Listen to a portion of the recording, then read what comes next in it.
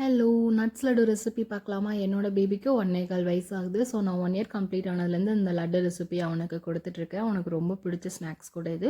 உங்கள் குட்டீஸ்க்கு 1 year complete ஆயிடுச்சுன்னா கண்டிப்பாக இந்த ரெசிபி வந்து செஞ்சு கொடுங்க. சூப்பராக சாப்பிடுவாங்க. இன்றைக்கி நான் வந்து பாதாம் பிஸ்தா முந்திரி வால்நட் எடுத்திருக்கேன் நட்ஸில். அண்ட் சீட்ஸில் பார்த்தீங்கன்னா பம்கினும் சன்ஃப்ளவர் மட்டும் எடுத்திருக்கேன். நல்லா ட்ரை ரோஸ்ட் பண்ணிக்கோங்க. இது கூட பொட்டுக்கல்லையும் கொஞ்சம் ஆட் பண்ணிக்கோங்க.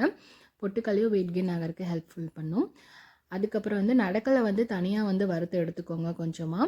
ஏன்னா அதில் வந்து தொலி இருக்கும். ஸோ அந்த தோல்லாம் வந்து எடுத்துகிட்டு அதுக்கப்புறம் தான் நம்ம அரைக்கணும். ஸோ ரெண்டும் நல்லா வறுப்பட்டதுக்கப்புறமா ஆற வச்சு மிக்ஸி ஜாரில் வந்து சேர்த்திக்கோங்க. கொஞ்சம் சூடு இருக்கிறப்பவே ஆட் பண்ணிக்கோங்க. நான் வந்து இன்றைக்கி ஸ்வீட்னஸ்க்காக ரைசன்ஸ் தான் எடுத்திருக்கேன்.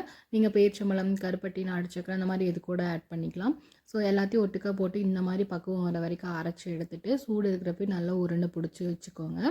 பேபிஸ்க்கு வந்து நீங்கள் நட்ஸ் பவுடராகவும் கொடுக்கலாம். ஃபுட்டில் வந்து இந்த வாழைப்பழம், ஆப்பிள் இந்த மாதிரி கொடுக்குறப்ப. அது போக இந்த மாதிரி லட்டுவாக செஞ்சு கொடுத்தாலும் அவங்க விரும்பி சாப்பிடுவாங்க. குட்டீஸ்க்கு கண்டிப்பாக செஞ்சு கொடுங்க.